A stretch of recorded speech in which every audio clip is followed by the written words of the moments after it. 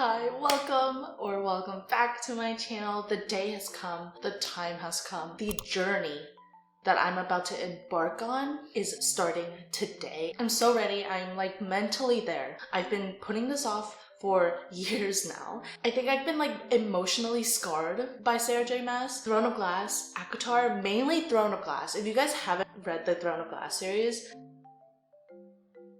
mentally prepare yourself before you read it, because that series, I'm not the same. My brain chemistry changed after that series because I have never been so attached to characters. I think it's the shared trauma of every single one of those characters with one another that I'm just so in love with. But then that also is the reason why I'm so traumatized with her series, and I've been putting off Crescent City, her newest series, for years now. I have not read the first one, definitely have not read the second one, and the third one just came out today, January 30th, 2024. I think I'm finally ready. It's been years since I've read Throne of Glass, and emotionally mature enough now. I know there is gonna be some shit in there that I want to know. Unfortunately, I do not have my physical copies of the first and second one. They're in my moving pod. It's okay, because your girl has a Kindle.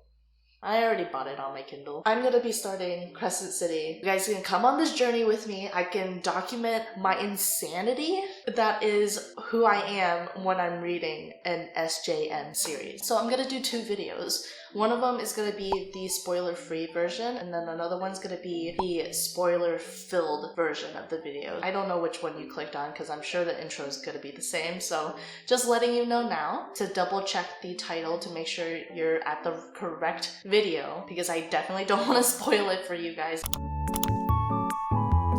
Okay. I'm on page 85. We just got to a part where I kind of understand why people have theories about this like whole massiverse. We just met Rune, guessing that's how you pronounce his name, Rune, the crown prince, and they say that it's rumored that he has powers like shadows or mist, not only veil the physical world but the mind as well, perhaps even telepathy. Who does that sound like? I'm assuming if you guys have read Crescent City, you've read ACOTAR, and maybe even Throne of Glass. So who does that sound like to you guys? Because I have an idea. I have a pretty good idea on who that sounds like and why are they similar, you know? See, now I'm getting in my head that I'm gonna try to relate everyone to everyone from the other books, and it's gonna drive me crazy. All this tension, and for what? Like, where is this animosity coming from between Rune and Hunt? Why? I'm getting Hunt hates authority and government, and Rune is a prince. So like, is that why? I'm guessing that's why, but I am also guessing that there's like some type of history between them two, that they hate each other. Also, Bryce being the cousin of a Fae prince, I have a feeling that she is actually Rune's half sibling, because she talked about having a half brother, her dad being Fae, but the Autumn King, the Fae King, doesn't have any siblings. So I'm guessing Bryce is probably just a half sibling, and they're saying that she's a cousin because he doesn't want to take responsibility. He didn't want people to know about her. But the tea is brewing, besties. The tea is brewing with this one. Okay, I think it's time for bed. Yes, I'm sitting on the floor. There's nowhere else to sit to read right now. Good news though, our final inspection for everything for the house finally passed. So we're finally getting our furniture and everything next weekend, and I'm so excited. Back to this. I think it's time for bed, because I just read the concept of the drop. If you know, you know. None of it stayed in my head. If you told me to like briefly explain to you the way the drop works, no idea. I have no idea. I'm gonna have to reread these pages. So I'm gonna go to bed and we'll pick up tomorrow. Good morning. I just started back up reading again, and I would just like to say my theory was correct. For you guys that are spoiler free, you don't know what that theory was, but I was correct. To be fair, I don't think it was something that Sarah was trying to hide. I don't think the guess was like that outlandish. We're warming up all of the secrets Sarah J Maas is hiding in this series. Rune is her brother, half brother. I feel so proud of myself. I was like, aha, I caught that immediately, but I feel like it wasn't that big of a big of a secret, you know? Especially because it was maybe like a few pages after, so.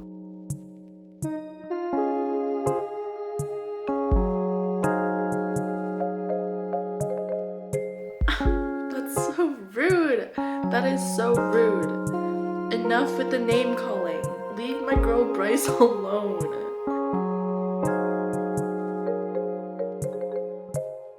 Fury is kind of suspicious. When Bryce went to that club with Fury, she like overdrugged her somehow and gave her way too much alcohol and drugs. Obviously, Bryce is to blame for going that overboard also, but I think Fury had ulterior motives because now she's not answering Bryce's calls, and that's suspicious. What are you hiding? I want to be smart enough to understand the hierarchy in this book, but there's so many different tiers of the triangle hierarchy of this society. Who's in charge? Who is whose boss? What is going on? When I feel like I already know who is like the top dog, there's like another top dog. And I'm like, an even topper dog. So this is what people mean by Crescent City is a lot of information. Dude, I need to like draw it out on a whiteboard at this point.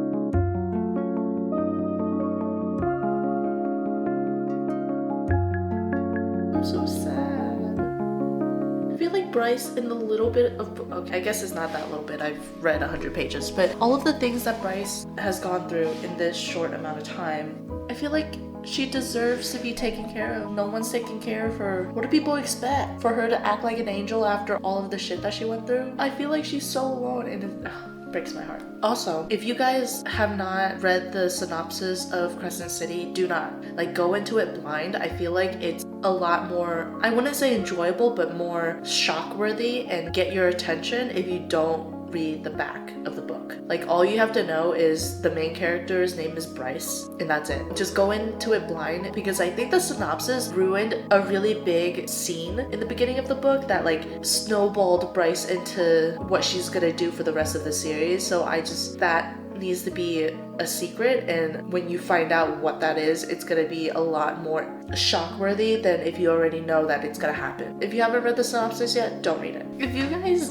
read any other series from Sarah J Maas, you know that she kind of has this habit of finding a saying or a word and really sticking to it for the rest of the series, and I feel like I have one or two ideas of what I'm gonna be hearing or reading a lot. You know how Akatara was always like, my mouth dried, or he growled around a glass. It was territorial fey bastards. That was like said a lot in that series. This one, I already have a feeling what I'm getting myself into. Yo, Hunt is mean. Hunt is mean. He is ruthless. Why is he so rude? He's so mean to Bryce. What are the thoughts that are going through his head? She has half a brain. She's just a party girl. She's a slut. Like,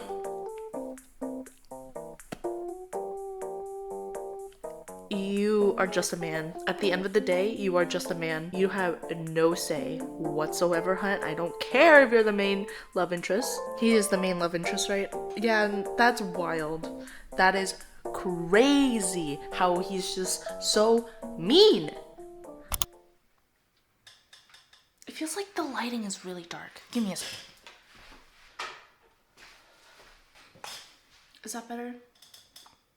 I think the last part that we left off was when I was just kind of reading and giving you my little takes on the part that I was currently on. So I'm on chapter 27, page 274, and it's crazy to say that it's only 35% into the book. Like, this is a fat book. I don't even know where to begin. It's not that I'm not enjoying the book. I am enjoying the book, but it is taking me a lot longer than I anticipated. Granted, I was filming other videos and reading other books, but I'm not feeling myself getting dragged into this world like I usually do with Sarah J Maas, but I am enjoying it because the content of it is interesting. This feels more like a mystery book, not like a Sarah J Maas fantasy. And I think it's a little bit off-putting because it is an urban fantasy. I'm not used to those. Like, what do you mean they're texting each other? It's interesting, but I'm not loving the characters and I'm not finding myself really caring about figuring out this mystery. I don't know. I feel like that's a little disappointing. With all of that being said, I know that Sarah's books are very different when it comes to the first book and then the later half of the series. Throne of Glass and ACOTAR. The first book is completely different than what the rest of the entire series is going to be about. So I'm hoping that this is just kind of like the world building and the character development and meeting characters that are going to be in the rest of the series that's going to be different. It's obviously not going to be this big mystery that we're trying to solve right now. It's something's going to blow up and it's going to be world ending, high risk, and people are going to die and all of that. Everything Sarah always provides, I know it's coming. So I'm holding out for that part. But so far, almost 300 pages in, I'm like, okay, I want to go into the characters a little bit more. Rune, still think he's kind of related to Rysand because it feels really convenient how similar they are. Hunt, I'm not really feeling anything for Hunt. He's just there. Like, he's going along for the ride. It doesn't feel like he's his own personality in the stories. It just feels like he's the bodyguard, you know? And then there's Bryce. Bryce is okay. I think Bryce is a more aggressive version of Aelin. She has that feistiness in her. She's misunderstood by society. She's just kind of defensive, and I feel like sometimes it's justified and other times it just feels too mean. The characters are okay. I'm not really attached to them. To be fair, I'm not that far into the series, so am I enjoying the book? Yes. The last thing, I kind of feel like Danica is not dead. Whenever Bryce went to go see the Viper Queen, the Viper Queen was like, here's my advice. Look towards what hurts the most. And I feel like Danica lying about her death and lying about secrets would hurt Bryce the most out of all of this. I can't think of anyone in Bryce's life that, one, has the motive to do this, and then two, would hurt Bryce more than if Danica herself was kind of like in on it a little bit. I feel like that's so outlandish, but we never really had a body. The ultimate betrayal would be Danica being alive and something is fishy. Is this so big brain that it's actually stupid? I think it's kind of common knowledge that ACOTAR has the dramatized audiobooks, but did you guys know Crescent City also has the dramatized audiobooks? Music to my ears. Music to my ears, because I'm really enjoying reading the book on my Kindle, but sometimes I'm like doing chores and I really want to read the book, and this is the perfect solution. Like, I can listen to the book while I'm doing my chores. If you don't know what the dramatized version means, it's basically a full cast, so every character has their own voice actor, and then it has like music and sound effects in the background to really make it feel realistic. So it's so good to listen to. If you have not listened to the ACOTAR one, highly recommend. Currently on page like 290. I kind of feel like Hunt and Bryce warmed up to each other pretty quickly, but also really naturally. It doesn't feel rushed, but it's really nice to see that they're friends before anything else. Love that.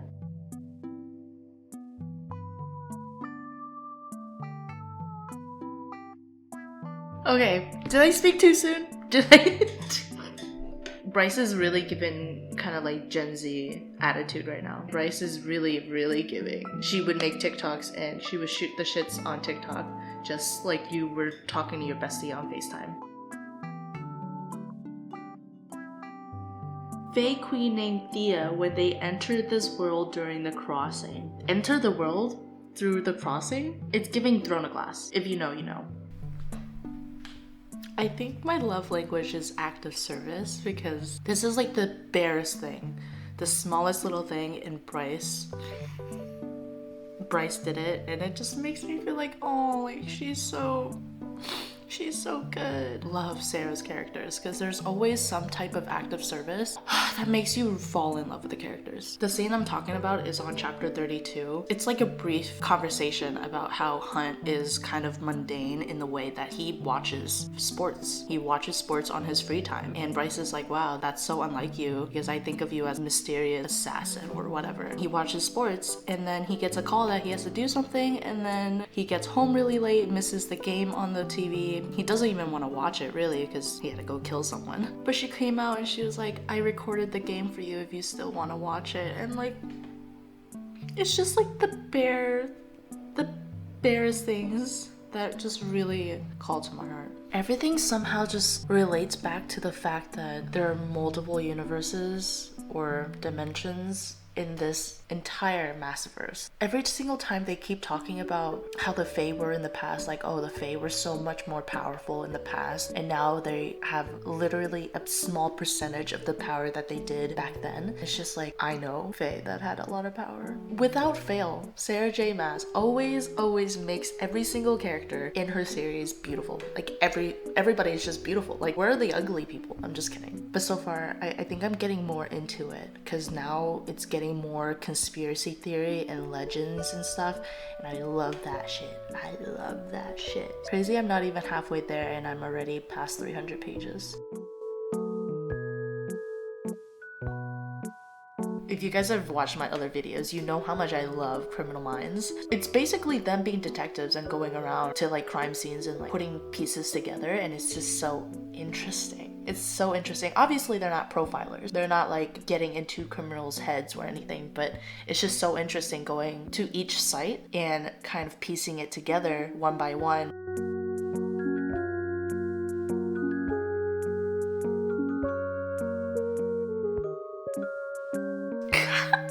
The little things, I swear to you. She leaned into the shadow of his wing and could have sworn he folded it more closely around her. This isn't even an intimate moment. Like, there's no romantic moment in this moment, but like, it's just like those subtle protective movements, but not overbearing. Chef's kiss.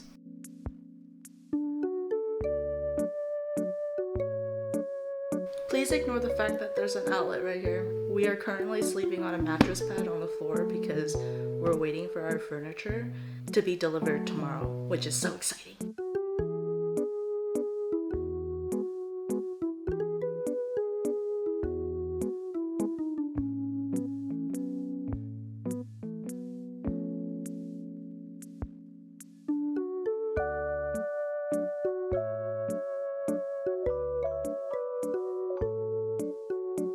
This whole conversation between Hunt and Bryce about their past dating history is so funny. Bryce and that vampire? It took me like a second to get what she meant by like when he mentioned eating while eating. Wink wink. I love their friendship. I love how they can open up to each other and how natural it feels. It doesn't feel like they're forcing themselves to open up to each other. Shut up. Sneaky! Why did I not think it was Sabine? Like, being a little suspicious. Like, she's a bitch. I should have suspected her. But for some reason, I'm just like... Theory? Guess? Quick guess. This med witch that Rune went to go talk to, she's Hypaxia, right? It's the new witch queen, right? Like... We're all thinking it, because I feel like Sarah never puts in characters that don't actually have any real importance. She's gotta be the new queen. I don't know why it's taking me so long to get through this book, because it's not even bad. Like, I'm enjoying. I think it may be because this book is so information filled that you need to take your time with it. I don't think this is a book that you should binge. I think you need to actually take the time and think about what you're reading and process it. So it's taking me a little bit longer to read per page. And then also I'm not binging like 100 pages a day, but I am enjoying it. I'm enjoying the mystery aspect of it. I just think it takes a little bit more brain power to get through this book, which it's okay. I think I understand the hierarchy a lot better than I did earlier in this video. I could not fathom all of the different tiers of superiors or whatever you want to call them. It was so much, and it was so much to take in and understand because it's not the norm. I like how there's so much world building. There's so much politics that goes into it. This is kind of building up to the rest of the series. I have a feeling that it's going to be so much bigger than what meets the eye. So I'm super excited about that. I'm on page 466 right right now. There is literally 799 pages of this book. I still have a good bit to go until I reach that last 100 pages of Every Sarah J Maas book. On happier news, I recently saw something on TikTok saying that someone saw ACOTAR 5 being edited on Goodreads. What was edited? I don't know. What does that mean? Are we getting a release date soon?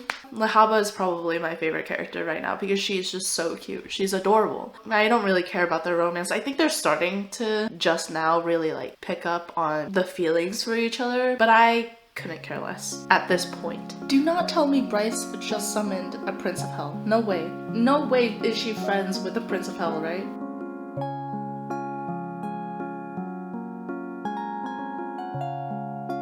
She did. What's the history, Bryce?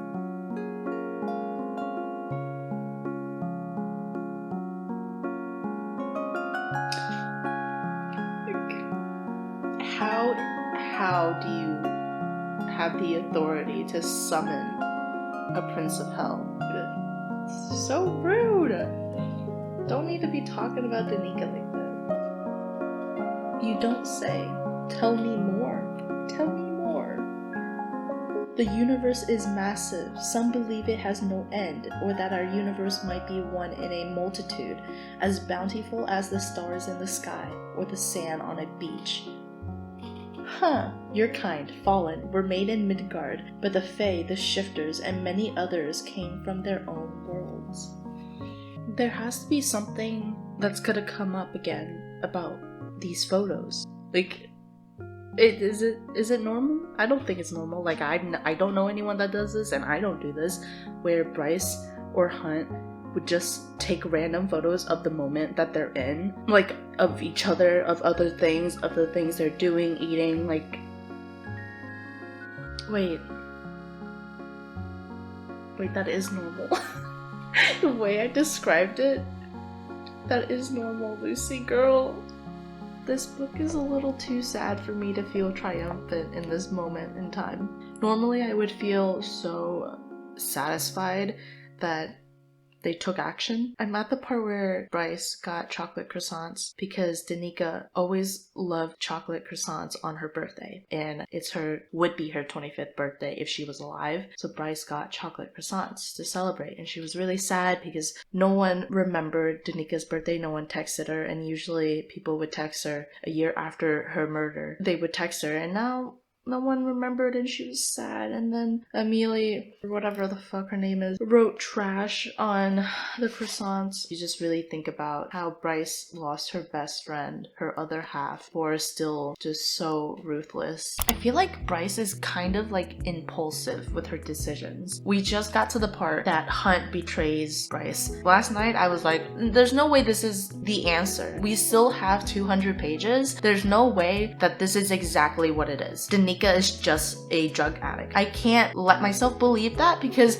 I feel like that's such an easy cop-out that, oh, she was just a drug addict and things were going bad because this really strong drug is circulating in the city. I believe that Hunt believes that, and I believe that that has something to do with what's going on, but I feel like Danica has more character growth. I still don't think she's fully dead somehow. I don't know, like, am I crazy? I think I might be a little bit crazy. And now Bryce finds out that Hunt is given away to Sandriel again, and she's like, Fury told me not to do anything stupid, but she didn't say about anything smart. Bryce's plan was not smart. I don't think it was very smart. It was just blatant, let me buy Hunt off of you, and I'm just like, that's it, girl. I was waiting for the behind the scenes plan that it wasn't what it seemed. Maybe she planned something with Rune or something, but it was just literally that. She was just trying to give Sandriel money for Hunt, and I was like, that's it, girl? That's it? That's what you think is smart? Like, walking in there with no powers, no plan whatsoever other than let me buy this man off of you, or take me as your prisoner instead of him. Like, I think that's a little bit stupid. Regardless, I feel like there's just so much that isn't true. 600 pages just to be like,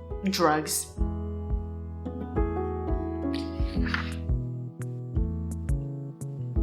That's it? That is all what the summit is? The whole book was talking about this big summit and that's it? There it is, ladies and gentlemen. About 100 pages left of this book, and its shit is about to go down. Yeah, Bryce. That's kind of fucked up of Danica to do, right? Like, why would you do that as a friend? Emotional damage. This is what this book is. It all builds up to this. I'm being dramatic. It didn't build up to this. But I'm so sad right now. She was so cute. Listen to this quote from Lahaba. I am a descendant of Ranthia, Child? I don't think I said that right. Queen of Embers. She is with me now and I am not afraid. This scene right here is the only time in this whole entire book that I feel like Bryce is a bad bitch. She's cool and all, but right here, she's a bad bitch. Her shooting Micah in the head? This bitch vacuumed him. She said, "You're trash, I'm gonna vacuum you after I burned your body." I love it. This is giving Aelin energy. If Aelin had a vacuum for her enemies, Aelin would vacuum her enemies. Alright, I'm recording now because I think we're about to figure out a really big secret and I want to show you guys my reaction. I'm on page 738 where she's trying to do whatever to the gate that has been opened to hell. We're getting a flashback and she just said, "I'm Bryce Quinlan, heir to the Starborn Fae." And I'm like, what do you mean? What do you mean, girls?